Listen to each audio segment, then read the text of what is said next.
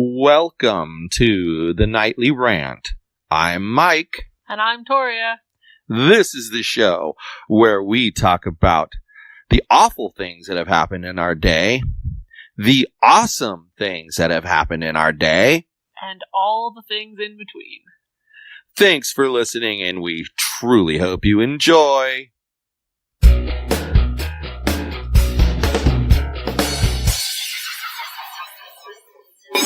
Hey everyone, so for today's episode, we have a special throwback because something happened and we were unable to record an episode, and we want you to have an episode 5 days a week. So we hope you enjoy this special throwback episode that we have chosen for you. So, people just don't ever disappoint. They really don't. It's true. You can always count on people to be the same colossal moron they were when you first experienced them. It's insane to me how different a lot of people are. Like, this whole situation that happened today and has been happening where people put words in your mouth and, I don't know, act childish and then turn around and make it sound like because you're running for office, you owe them something. You've experienced a lot of these people lately. And then you post this on my wall. I post it on my wall and ask a question if people understand why. And the answers I get are so weird. What do you mean? Well, like just almost like people think it's okay to treat me that way. People are ridiculous. And I mean, it pisses me off because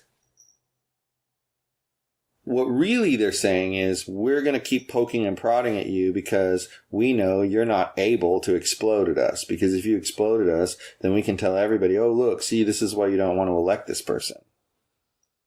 But what they don't realize is that I actually find it sad and funny that they do what they do.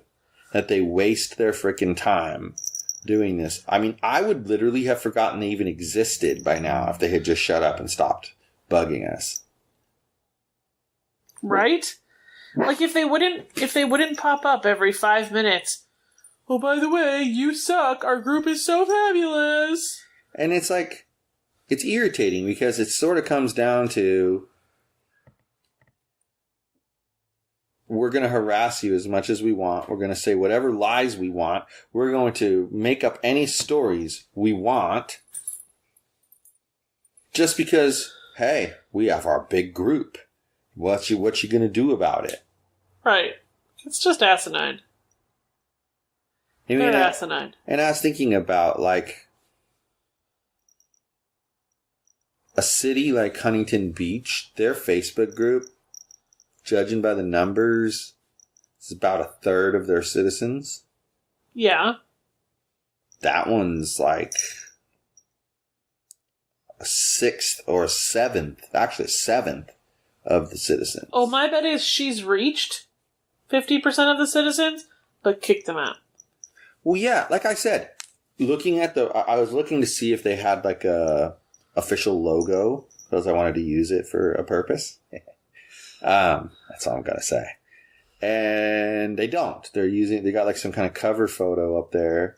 And if I remember right, it was advertising something. But in any event, yeah, they've been advertising like youth sports.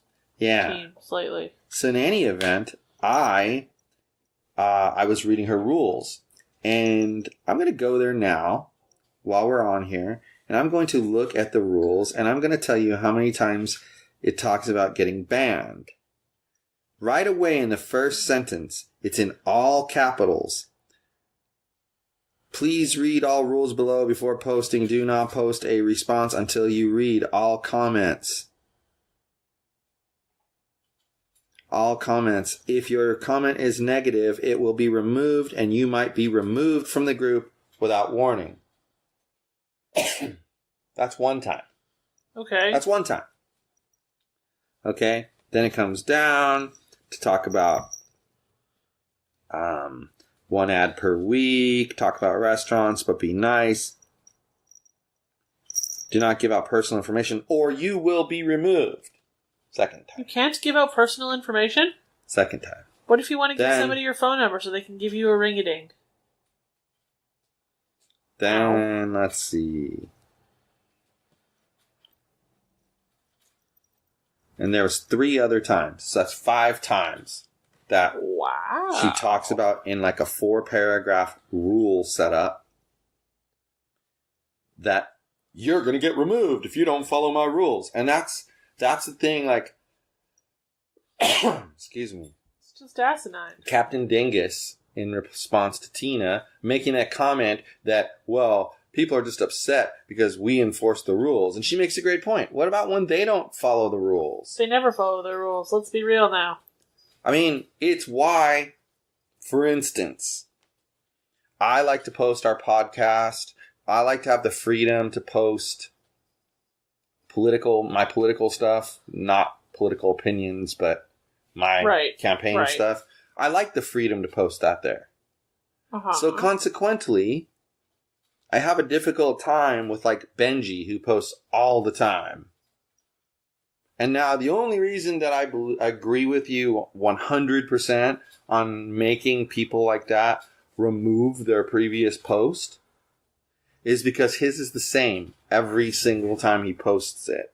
It's not like he's a hairstylist and one day he posts about a special on a haircut, and another day he posts a special about a blowout, and then another day he posts a special about manicure if you get a haircut. You know what I'm saying? Like a different service each time.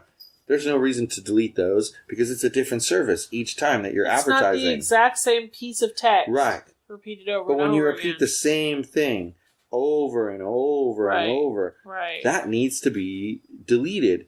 But that's why I don't give him such a hard time, because if I'm going to post selfish things, he should be allowed to as well. Well, of course. He's definitely allowed to have it. It's just and you know what? Give him credit. We asked one time. And he did it. He's been fabulous about taking care of his older posts. Yeah. And you know what? And if he forgets once or twice, I really don't care. If I see it and I know there's a new one, we take care of it. I just get rid of it. There's no reason to ban him for it, which is what would happen. Because, not following the rules has its consequences. Why would I ban somebody for promoting their business and trying to make a living? Like, come on now. We both know that guy's gotten some business from our group. Yes. Good for him, too. More power to him. So, dude, go away. I just feel like those people just need to get a life. Yes. Their own. Like, the irony was not lost on me about a person who continually complains about how much time it takes from their personal life to run a Facebook group, has the gall to say, well, for someone running a political campaign, he sure has time to post on Facebook. Right? Just because you have time management skills, unlike some people. Well, and that's what's funny. When you're sitting in a city council meeting, and you're listening, and that's all you're doing is listening, because that's all that's happening is people are talking. Right. I don't have to look at what they're saying to be able to hear it. So I can also post things on Facebook at the same time. Right. What do I care? And I mean, maybe they don't fathom the ability to listen and type out something at the same time, but I do. Like the guy complaining to Josh about how he posts all the time, so he mustn't have a job. He points out that I can type like 100 words a minute. Right? Like, first off, who are you? The post police? Like, what? Even if, BT dubs, this isn't true, of course. What if Josh didn't have a job and what he liked to do with his time was post on Facebook? Who cares? What the fuck business is that of anybody else's? Well, yes, and that's exactly the point. We've talked about something similar previously. I mean, that's the thing about podcasts about life, is the topics do come up often. People are shit all the time, of course. But people on social media are such hypocrites and such, snakes. Colossal weasels. Because, Weasel Maximus. They take advantage of the fact that Brad most likely won't remove you from his group. And they take advantage of that by trolling other people. Right. And I'm going to bet you, And I was going to bet you that it wouldn't be long before Tina got removed from the other group. Well, after what she said. But then she took herself out of the group. But I was going to bet you it won't be long. Because she specifically said that this isn't your group, so you can't do anything about it. And we all know that we know other people who have been banned for comments they've said in that group. Right. And I think that that's just a sign of someone's stupidity. And here's why I say that. Let's be honest. If we were that kind of person, and we saw someone in the open forum say something about us while they were a member of our group, there wouldn't be anybody in our group. We wouldn't be stupid enough to kick them out of the group for that, because that makes you look like a censoring moron. Because this person is, they're in your group, so now you own them. You're not allowed to speak anywhere else. I own you. Don't you know this? So asinine. And they don't own you. Stick that up here. You know what? They don't own you. But here's the thing. Where the sun don't shine, my friends. But here's the thing. What I would do, if that bothered me that someone said that, and I wanted to wield my power, it would be easy to find a reason or bait someone into a reason to kick them out of our group. They could say something, I'd be like, oh my God, I am so upset by your comment. You just made me butthurt. Guess what? You violated the no butthurt rule. Boot. See ya. And guess what? Then it would be debatable about whether I was correct to do that, or was it really butthurt, or whatever. But the point is, I would have booted the person for violation of a rule. I wouldn't boot them for something they said in the other group, even though the underlying reason is what they said in the other group. I have to interject. Interject all you want. My favorite part about our don't make other people butthurt rule is that the butthurt person has to admit they're butthurt. Well, yeah, because otherwise it's fully up to us to say, well, I guess they weren't butthurt. Right? Too bad. Can't do it. I think that's the best part, because oversensitive people will never admit that they were butthurt. Yeah, well, So, I think that's awesome. It's just an extra, it's an extra added bonus. Yep. I hear you. I think that,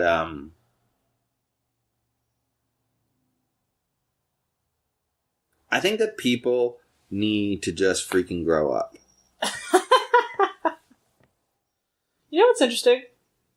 Okay, so I'm in a crapload of Facebook groups at this point. Sure. And that theme comes up a lot in all of them. Like, every single... Well, at least once a week. Because I don't want to say every single day, because I don't want to be wrong. At least once a week, there is a post from one of my groups about somebody... I've had enough of this crap. I'm leaving. Okay. So leave. Why do we announce that we're leaving? Goodbye. We won't miss you. Don't let the door hit you on the way out. Like, shut up. But, why would we care? Like, exactly. Why do you have to announce it? Why does anybody give a shit that you're leaving? Nobody gives a shit that you're leaving. Not one person. What do they expect? People to chase them down and beg them not to go? Like, okay, that person that sends that post is never somebody who's a great contributor to the group. It's always somebody really weaselly that nobody likes. But think about that. You just made something dawn on me that makes it even worse than I thought it was. Okay.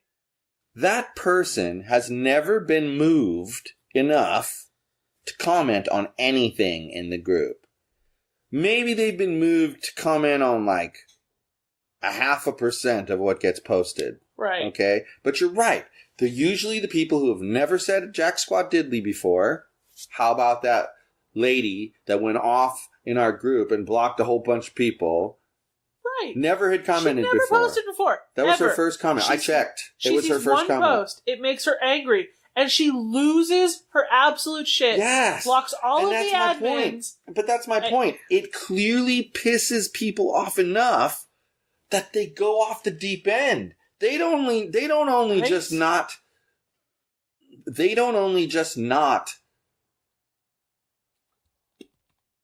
post because they're, I don't know, scared, shy, whatever. They don't post because it doesn't move them. They don't care. They're numb to it. And then some stupid thing riles them up and puts a stick up their butt, and suddenly they're like, ooh, I'm pissed off, and I'm leaving this group.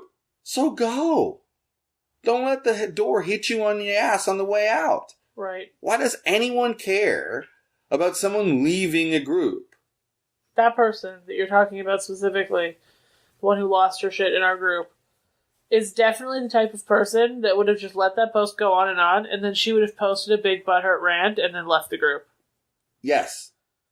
I just beat her to it because she blocked us. Well, and even the whole messaging back and forth thing that you guys did, she was nuts.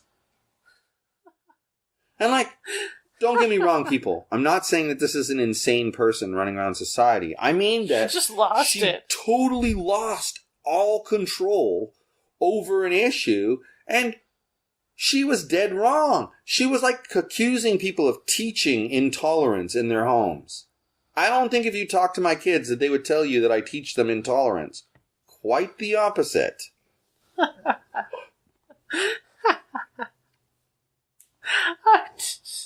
I forgot about her until tonight. That's how significant she was. But that's the thing. She called me a bitch in private message, and that's how significant she is to me, that I forgot about her. But that's the thing, though, that I'm trying to get across here. One thing moves them so much that they go off the deep end and fall off the cliff. Like, what the hell is that all about? I don't know. I don't know. What do you need?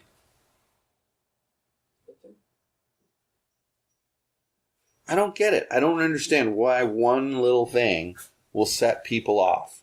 I don't get it. And usually it's a fairly insignificant thing that sets them off too. Not that the discussion as a whole was insignificant, but her take on what was being said, it was like, it would be like if you completely worship someone and you believe nothing but good things about that person, and all of a sudden people were saying bad things about that person, you would be scratching and clawing to get them to shut up. And the more they say, the worse you would feel. That's how she reacted to that. Do you want to know what I think makes her contribution insignificant? She didn't contribute anything besides insults. Well, yeah, that's true too. And that's what set her off to block me, was I pointed out that her insult doesn't really help further the discussion. Right. But hey, while we're talking about that, I want to rant a little bit about blocking people on social media. What kind of a toddler just blocks people for no good reason? And I'm sorry, but I don't agree with them. It's not a good reason. They irritate me when they post. Also not a good reason. They're blatantly insulting you? There's your reason. Yes. And you know what? There's so many other tools to keep the ability for you to read their stuff, but them not to read your stuff. So many tools for that. That don't be a child and block people, because that's the problem with society. What do we always say? Like the man said today, it's refreshing that, and we need somebody in office who actually looks at the facts and researches those facts to come up with a solution that is not based on their political ideology. In other words, a conservative might come up with a liberal approach and vice versa. Right. That's the way it should be, because you're supposed to find the right answer, not the answer your party supports. Well, and of course there's always multiple answers to any issue when you're in government-style things. So if you're Republican, you're going to pick the more Republican-leaning solution. But just because it's a Republican-leaning solution doesn't mean it's a completely Republican solution. But that's the problem, is that they do make decisions based off of their ideology. And a lot of times their own personal beliefs are different. But yet they're voting the party line. That, to me, indicates that there's some corruption there. Like, somebody's getting paid money and they don't want to lose that position, so they do whatever it takes to hang on to that position. Right. Another reason to have term limits. There's just yet Like, let's be real. one that's the more main reason to have term for limits. term limits. And I don't know about you, but the whole blocking people just because thing really pisses me off. Because, you see, in my opinion, if someone is that crazy person who posts the most lunacy of things, the most lunatic rants and whatever, blocking that person only accomplishes one thing. That's one less detractor to speak out against that person. They're now free, a little more free to speak how they want.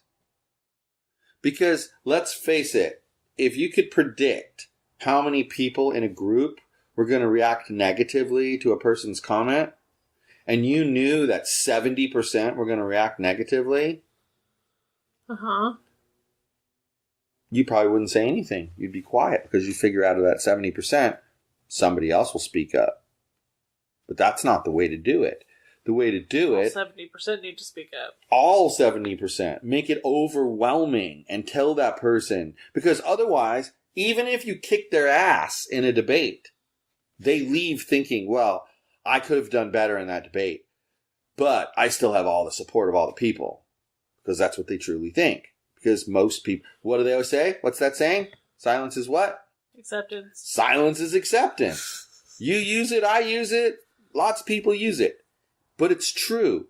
If you think about it, if I say to you, I'm going out that door right now, I'm going to go down to the car, I'm going to drive to the dog pound, and I'm going to take 3 dogs and bring them home. If you just look at me and smile and don't say anything, and I'm serious about doing that, we're going to have 3 more dogs tonight because silence is acceptance. If you don't say no, don't do that, or let's talk about it, do we ever think to ourselves, oh, they didn't say anything, they must be against it? No. Because as we talked about in the car the other day, actually I think it was today,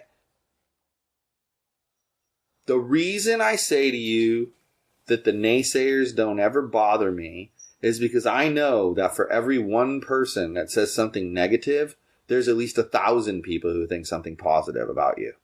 Well, of course, just look at the threads in the last couple of days that have been going on. There are so many people liking the comments, and only 2 making negative comments. Come on now. Well, exactly. And it's because the people, like I said to you, people think about this.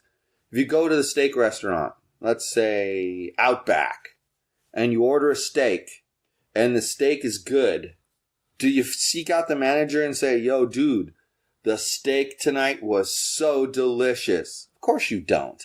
It's very rare. If someone asks you as they're walking by, how was everything? You might tell them, oh, the steak was delicious. Or if the manager happens to cruise by, you may be like, yo. But you're not going to go seek him out to tell him that. But I'll tell you damn well, if the steak tastes terrible and is full of gristle and overcooked and undercooked in other places where it's totally raw, and it took 45 minutes to get to you, you're going to say something to the manager. Because people like to complain more than they like to praise. And it's a sad thing that even as a parent, you have to remind yourself with your kids that it's really easy to say, you didn't brush your teeth, you didn't clean up your room, you didn't wash your face, you didn't wash your hair, you haven't taken a shower, blah, blah, blah, blah, blah.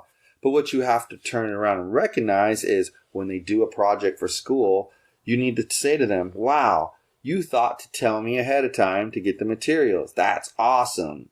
And oh, look how good that looks. You have to focus on the positive things, not the negative. And I'm not talking bullshit, people. I'm talking real compliments. You've got to do that with people. If you don't tell people, like just now, I was looking at your work that you did, and you've always been really good at the design eye. Like you pick things up quickly about that when it comes to visual stuff.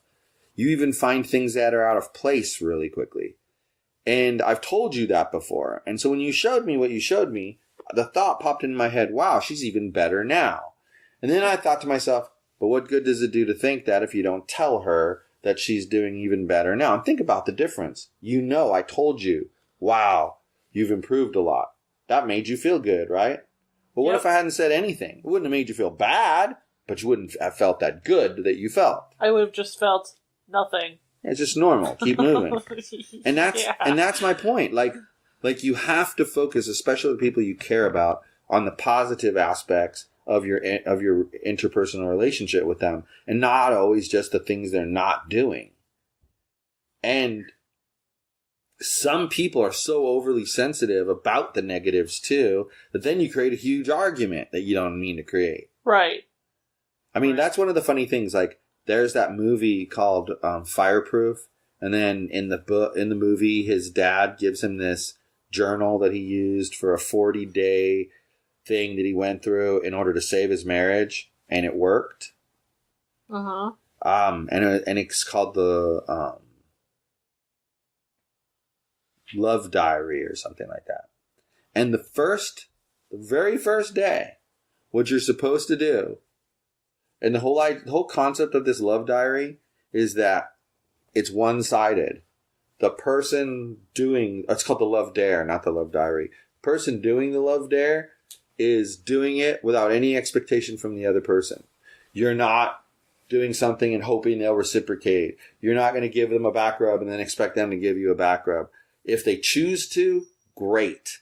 But if they choose not to, or if they stay angry at you, let's say it's two people that are angry at each other. If they stay angry at you, that's their choice. You just keep doing the positive things each day, because eventually it gets through to them that, wow, I've been a real asshole for like 2 weeks, and this person, man or woman, has been doing all these nice things for me.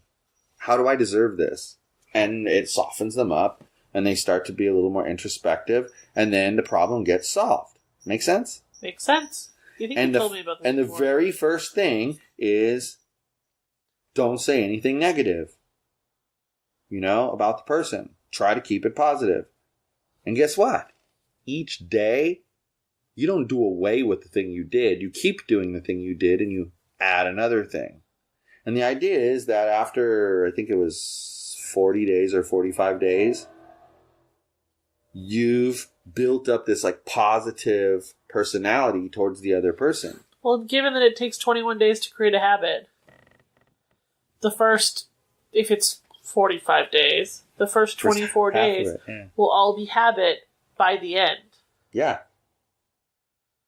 And so I would guess the first 21 days, because, habits, and all the people know about habits, would be more things like that, where you when it does don't say anything negative. Well, and what it does towards the end of the book is it expands, and it's like, find 2 positive things and tell your partner. Right. Things that you don't necessarily want to be an everyday habit, but the don't say anything negative should be a habit. But what it ends up doing is, it teaches you the habit of not saying anything negative, but it also teaches you the habit of reinforcing that by saying something positive to the person. Right. Because, like I just said, we don't think, let's be honest, there's only one reason why we don't go tell people how great the food is. We expect it to be great, number one. Actually, there's 2 reasons. And number 2, nobody can be bothered to go say squat to other people when something's good or meets their expectations. Right.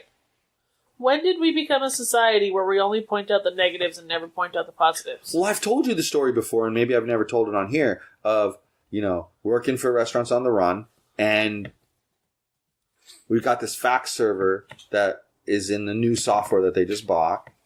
And so what happened back then is they would get an order, it would come through on the screen, and they would say, all right, let's send it to the restaurant now. They would send it as quickly as possible. And then it would queue it up, and it would fax it to the restaurant via a fax machine. Well, what was happening, the fax machine would get so busy, and because the code was written so poorly, that it would overwhelm the fax server hardware. And you know what happens once the hardware gets overwhelmed? Weird crap happens. Well, the Chinese restaurant is receiving claim jumper orders. The Italian restaurant's receiving the Chinese food restaurant's orders. And claim jumper is getting requests for spaghetti that they don't serve. Okay? Stuff is going in the wrong place. And we have to eat it because it's our mistake. Right. So if they're too stupid and they make the food, we have to pay for it. And then customers get mad because, of course, the order is late, etc., etc., etc. So me and this other guy, we each worked a solid 40-hour week. And in 1 week, we put out a new version of the fax server. Mm-hmm. The very first day it was tried out was Friday, the busiest night of the week. There's just something about the last day of the work week, people order food. They don't. Because who wants to cook after they've worked an entire week? It's why it was not a Friday. Single issue. Not any no bugs. Everything worked flawlessly because we worked as a team and talked it all through. Now, the one boss was ragging on us about one small little thing. I go, you know what sucks? We just spent 80 hours fixing a completely fucked up fax server. We put it out on the busiest night of the week, and it was flawless, and it has run flawlessly for 3 weeks, and they haven't even had to stop and restart it. That's how solid it is. And you don't say anything. Well, Mike, you see that light switch next to the door? Well, when I come in the morning and I turn it on and the lights come on, I don't sit down and immediately call the electrician and give him kudos. Now, who can see the flaw in that comment as compared to the request that I was asking? I don't know, everybody. What do you see as the flaw? Well, there's a big difference between a light switch and a person doing a completely new job. Perhaps you should give the electrician kudos after he's just finished wiring the building. Correct. He's comparing future use. It's not like I put the fax server out, he gave me kudos for, wow, that's the best software launch we've ever had. We've never had a completely flawless software launch. Good job. And a year later, I'm going, well, it's still working. It's still working. Where's my kudos? That's what he's talking about. Yeah, I bet you if he was having a building built and he was moving in and he flipped his office light on and the lights didn't come on, he'd call the electrician and complain, wouldn't he? Yes. And if he happened to be there and the electrician came to collect his money, turn in an invoice and get paid, he'd probably say, hey, nice job on the wiring. It was quick. The junction boxes are clean and cut in nicely. Good job. I'm sure he would. Right. But of course he's not going to call every day after that and be like, oh, yep, the lights are still working. Yeah, because the electrician would think you were a lunatic. So what's wrong with people that they say stuff like that, or they do stuff like that, or they have expectations like that? I don't know. I mean, I'm all for expecting people to do their job correctly and all that good stuff. But if there have been issues and somebody goes above and beyond to fix them, you say thank you and you say good job. Sorry. You do. Well, especially since I left out one part. It was scheduled to be a 2-week project. Yeah. But we busted our butt and got it done in 1 week. And that's another part that's amazing. There were no code repositories. There was no source control per se then. We had to split the project in two and then merge everything back together. Prime ripe for bugs, and yet no bugs. Because we were so careful to do it the right way. It's just crazy. Just crazy. But that's my rant for tonight. I don't have much else to say. That was like 6 different rants. Yes. All rolled into one. It really was. That's okay, though. Now it's time for bed. So, you think so? I do think so. All right, then. Well. Good night, everyone. Hasta la bye-bye. Hi, everyone. This is Mike, and I truly hope you enjoyed this show. You're able to subscribe to this show on iTunes, Google Play, and Stitcher so as to never miss an episode.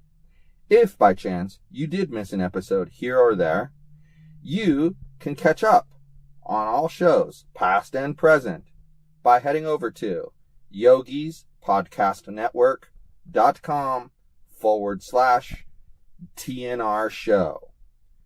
Thanks for listening.